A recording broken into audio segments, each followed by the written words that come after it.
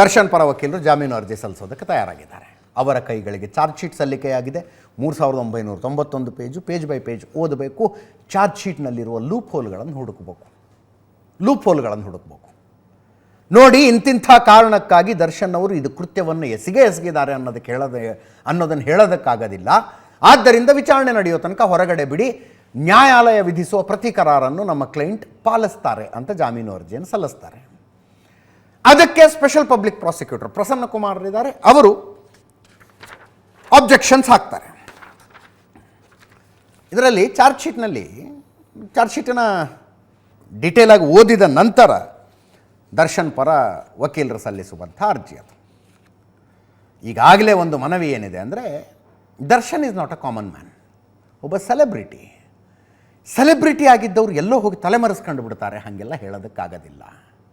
ನೀವು ಯಾವಾಗ ವಿಚಾರಣೆ ಕರೆದ್ರೂ ಬರ್ತಾರೆ ದರ್ಶನ್, ಜಾಮೀನು ಕೊಡಿ ಅನ್ನುವ ಬೇಡಿಕೆ ಇರುತ್ತೆ. ಈ ಹಂತದಲ್ಲಿ ಸ್ಪೆಷಲ್ ಪಬ್ಲಿಕ್ ಪ್ರಾಸಿಕ್ಯೂಟರಿಂದ ಬರಬಹುದಾದ ಅಬ್ಜೆಕ್ಷನ್, ಅತಿ ದೊಡ್ಡ ಅಬ್ಜೆಕ್ಷನ್ ಏನು, ತನಿಖೆ ಇನ್ನೂ ಮುಗದೇ ಇಲ್ಲ ಅಂತಾರವರು. ಈಗ ಸಲ್ಲಿಕೆ ಆಗಿರೋದು ಪ್ರಿಲಿಮಿನರಿ ಚಾರ್ಜ್ ಶೀಟು, ತನಿಖೆಯನ್ನು ಮುಗದೇ ಇಲ್ಲ. ಅದರ ಜೊತೆಗೆ ಈ ಪ್ರಕರಣದಲ್ಲಿ ದರ್ಶನ್ ಪಾತ್ರ ಏನೇನಿತ್ತು ಅನ್ನೋದು ಬಿಯಾಂಡ್ ಡೌಟ್ ಪ್ರೂವ್ ಆಗಿದೆ ಅಂತಾರೆ. ಕಿಡ್ನ್ಯಾಪ್ನಲ್ಲಿ ಈತನ ಪಾತ್ರ ಇತ್ತು, ಕೊಲೆಯಲ್ಲಿ ಈತನ ಪಾತ್ರ ಇತ್ತು, ಪೋಸ್ಟ್ ಮಾರ್ಟಮ್ನಲ್ಲಿರುವ 39 ಗಾಯಗಳ ಪೈಕಿ ಅತ್ಯಂತ ಗಂಭೀರ ಗಾಯಗಳೇನೇನಿದ್ವು ಅವುಗಳನ್ನು ಇದೇ ವ್ಯಕ್ತಿ ಮಾಡಿದ್ದ. ಈತ ಪ್ರಭಾವಿ, ಹಣವಂತ, ತಾನು ಕೊಲೆ ಮಾಡಿದರೂ ಇನ್ಯಾರೋ ಪಾಪಿ ಪರದೇಶಿಗಳಿಗೆ 30 ಲಕ್ಷ ದುಡ್ಡು ಕೊಟ್ಟು ಸರೆಂಡರ್ ಮಾಡಕ್ಕೆ ಕಳಿಸ್ದವನು ಇವನು. ಅದರ ಜೊತೆಗೆ ಅಂತೂ ಇಂತೂ ವ್ಯವಸ್ಥೆ ಗಟ್ಟಿಯಾಗಿ ನಿಂತು ಅರೆಸ್ಟ್ ಮಾಡಿ ಜೈಲಿಗೆ ಕಳಿಸಿದರೆ ಜೈಲಿನಲ್ಲಿ ತನ್ನ ಪ್ರಭಾವ ಮತ್ತು ದುಡ್ಡನ್ನು ಬಳಸಿ ರಾಜಾತಿಥ್ಯ ಪಡೆದಂಥವನು. ಇಂಥವನನ್ನು ಹೊರಗೆ ಬಿಟ್ಟರೆ ಸಾಕ್ಷಿಗಳ ಮೇಲೆ ಒತ್ತಡ ಬರಬಹುದು, ಇತ್ಯಾದಿ ಆರ್ಗ್ಯುಮೆಂಟನ್ನು ಸ್ಪೆಷಲ್ ಪಬ್ಲಿಕ್ ಪ್ರಾಸಿಕ್ಯೂಟರ್ ಮಾಡ್ತಾರೆ. ಫೈನಲಿ ಅದು ನ್ಯಾಯಾಲಯಕ್ಕೆ ಬಿಟ್ಟರು. ಜಾಮೀನು ಕೊಡ್ತಾರೋ ಬಿಡ್ತಾರೋ ಅದನ್ನು ನಾವು ಯಾಕೆ ಹೇಳಕ್ಕೆ ಹೋಗೋಣ. ಈ ಮಧ್ಯದಲ್ಲಿ ಇನ್ನೂ ಒಂದು ಸುದ್ದಿನ ಈ ತನಿಖೆ ನಡೆದಿರೋ ಸಂದರ್ಭದಲ್ಲಿ ಸುವರ್ಣ ನ್ಯೂಸ್ ಬ್ರೇಕ್ ಮಾಡಿತ್ತು. ಪೊಲೀಸ್ ಲಾಠಿಲಿ ಹೊಡೆದಿದ್ದು ಅಂತ ರೇಣುಕಾಸ್ವಾಮಿನ. ಆ ಲಾಠಿ ಯಾವುದು?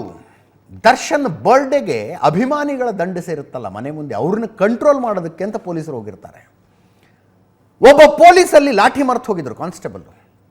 ಆ ಲಾಠಿನ ದರ್ಶನ್ ಕಡೆಯವರು ಎತ್ತಿ ದರ್ಶನ್ ಮನೆಯ ಸೆಕ್ಯೂರಿಟಿ ರೂಮ್ನಲ್ಲಿ ಇಟ್ಟಿದ್ರು. ದರ್ಶನ್ಗೆ ರೇಣುಕಾಸ್ವಾಮಿನ ಹೊಡೆಯುವಾಗ ನೆನಪಾಗುತ್ತೆ, ಓ ಅಲ್ಲೊಂದು ಲಾಠಿ ಇದೆ ಅಂತ. ತಮ್ಮ ಹುಡುಗರನ್ನ ಕಳಿಸಿ ತರಿಸ್ಕತನ, ಲಾಠಿ ತರಿಸ್ಕೊಂಡು ಲಾಠಿ ಬೆತ್ತಾರಿ, ಅದು ಪೊಲೀಸ್ ಲಾಠಿ ಅಂದರೆ ಏನದು, ಹಗರನ, ಅದು ಮುರಿದು ಹೋಗೋಂಗೆ ಹೊಡೆದಿತ್ತು. ಅದು ಸೀಸ್ ಆಯಿತು ಸ್ಪಾಟ್ನಲ್ಲಿ. ಆ ಲಾಠಿಯಿಂದ ಬೆನ್ನತ್ಕೊಂಡು ಹೋದರು. ತನಿಖೆ ಹೆಂಗೆ ಥ್ರೆಡ್ ಬೇರ್ ನಡೆಯುತ್ತೆ ಅನ್ನೋದಕ್ಕೆ ಇದು ಉದಾಹರಣೆ. ಪೊಲೀಸ್ ಲಾಠಿ ಅದು ಯಾವುದು, ಎಲ್ಲಿದು?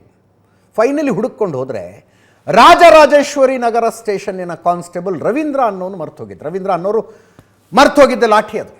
ಯಾವತ್ತು ಈ ಮನುಷ್ಯನ ಬರ್ಡೇ? ಫೆಬ್ರವರಿ 15ಕ್ಕೆ ದರ್ಶನ್ ಬರ್ಡೇ. ಫೆಬ್ರವರಿ 15ರ ರಾತ್ರಿ ಬಂದೋಬಸ್ತಿಗೆ ಅಂತ ರವೀಂದ್ರ ಹೋಗಿರ್ತಾರೆ ಕಾನ್ಸ್ಟೇಬಲ್. ಮರದ ಕೆಳಗೆ ಲಾಠಿ ಇಟ್ಟು ಮರೆತು ಬಂದುಬಿಡ್ತಾರೆ ಬಂದೋಬಸ್ತ್ನಲ್ಲಿದ್ದಾಗ. ಮಾರನೇ ದಿವಸ ಬೆಳಗ್ಗೆ ಅಲ್ಲಿ ಹೋಗಿ ಇಡೀ ದಿವಸ ಹುಡುಕ್ತಾರೆ, ಕೇಳ್ತಾರೆ ಎಲ್ಲರನ್ನು, ಇಲ್ಲೊಂದು ಲಾಠಿ ಇತ್ತು ಸಿಕ್ಕಿದೆಯಾ ಅಂತ. ಎಲ್ಲರೂ ನಮಗೆ ಗೊತ್ತಿಲ್ಲ ಅಂತಾರೆ. ಲಾಠಿ ಎಲ್ಲಿತ್ತು? ದರ್ಶನ್ ಮನೆಯ ಸೆಕ್ಯೂರಿಟಿಯ ರೂಮ್ನಲ್ಲಿತ್ತು. ಜೂನ್ 8ನೇ ತಾರೀಕು ರೇಣುಕಾಸ್ವಾಮಿನ ಹೊಡೆಯುವಾಗ ನೆನಪಾಗುತ್ತೆ ದರ್ಶನ್ಗೆ, ಅಲ್ವತ್ತೊಂದು ಲಾಠಿ ಸಿಕ್ಕಿತ್ತಲ್ಲ ಅಂತ ತರಸ್ಗಂಡು ಹೆಣ ಹಾಕೋದು. ಜೂನ್ 11ನೇ ತಾರೀಕು ಇಡೀ ಪ್ರಕರಣ ಬಯಲಿಗೆ ಬಂದ ಮೇಲೆ ಪಟ್ಟಣಗೆರೆ ಶೆಡ್ನಲ್ಲಿ ಮುರಿದೋಗಿರೋ ಲಾಠಿ ಸಿಕ್ತು. ಈಗ ಕಾನ್ಸ್ಟೇಬಲ್ ರವೀಂದ್ರಾಗಿ ಶೋಕಾಸ್ ನೋಟಿಸ್ ಕೊಟ್ಟಿದ್ದಾರೆ. ಏನಾಯ್ತಪ್ಪ ನಿನ್ನ ಲಾಠಿ ಎಲ್ಲಿ ಹೋಯಿತು ಅಂತ. ಆತ ಒಂದು ರಿಪ್ಲೈ ಕೊಟ್ಟಿದ್ದಾರೆ, ಹಿಂಗಾಗಿತ್ತು ದರ್ಶನ್ ಮನೆ ಹತ್ರ ಕಳ್ಕಂಡೆ ಅಂತ. In all probability even he will be the witness. ಆತ ವಿಟ್ನೆಸ್ ಆಗುವ ಸಾಧ್ಯತೆ ಕೂಡ ಇದೆ. ಒಂದು ಸಣ್ಣ ಬ್ರೇಕ್ ಆದಮೇಲೆ ಇನ್ನೂ ಸುಮಾರು ಸುದ್ದಿಗಳಿದ್ದಾವೆ.